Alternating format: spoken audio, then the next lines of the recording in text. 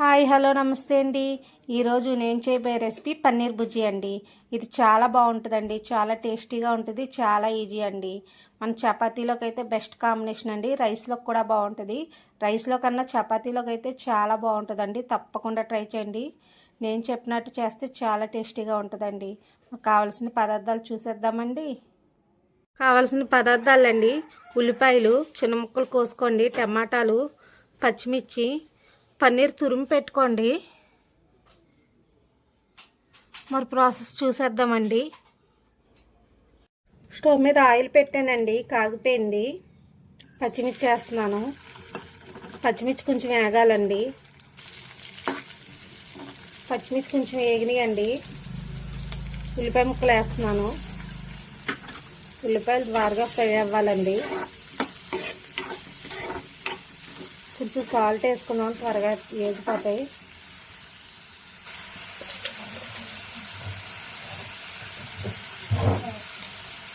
Salt వేసుకున్నాం కదండి, ఒకసారి కలుపుకుందాం.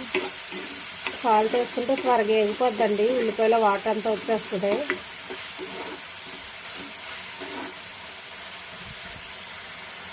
ఉల్లిపాయలు కొంచెం వేగినాయండి. కొంచెం కరివేపాకు వేస్తున్నాను.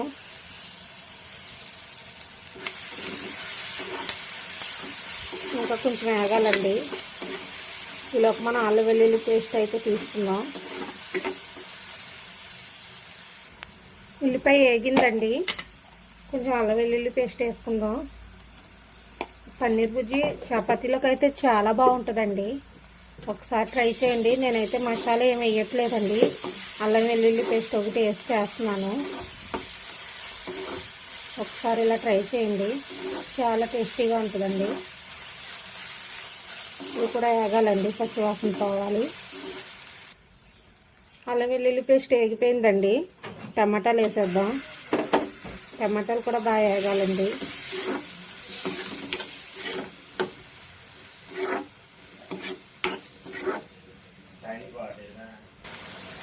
టమాటాలు అయితే వేగిపోయినాయండి, బాగాను పచ్చివాసన పోయింది.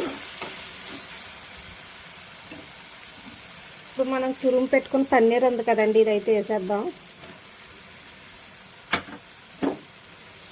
కలుపుకుందాం.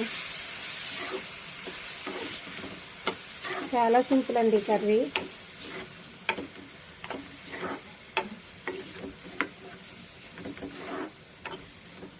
ఇది కూడా కొంచెం మగ్గాలండి.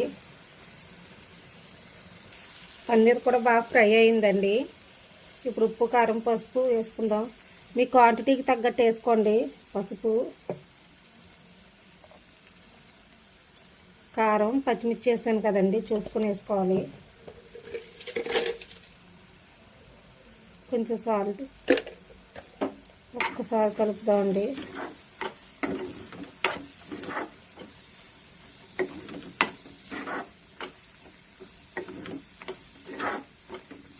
ఇప్పుడు పచ్చివాసన పోవాలండి.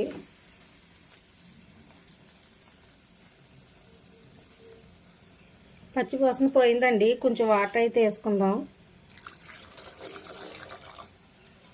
సరిపోతాయండి.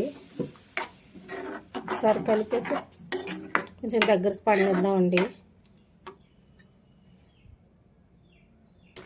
ఉడుకుతుందండి. ఈ స్టేజ్లో ఉన్నప్పుడే ఉప్పు, కారం చెక్ చేసుకుని వేసుకోండి. ఏమన్నా పడితే ఇంకా దగ్గరికి పడాలండి.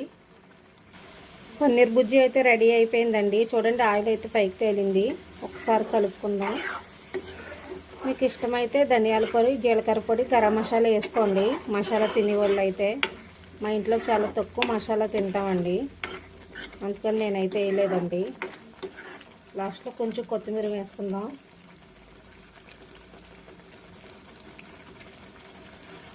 ఒకసారి కలుపుకుందామండి. అంతే అండి. స్టవ్ అయితే ఆపేస్తున్నాను.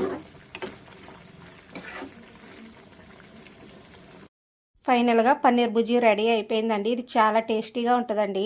చపాతీతో ఈ పన్నీర్ బుజ్జి తింటే చాలా బాగుంటుందండి. ఉల్లిపాయ మనం తినే ముందు కొంచెం లెమన్ పిండుకోండి, చాలా బాగుంటుంది టేస్ట్ అయితే.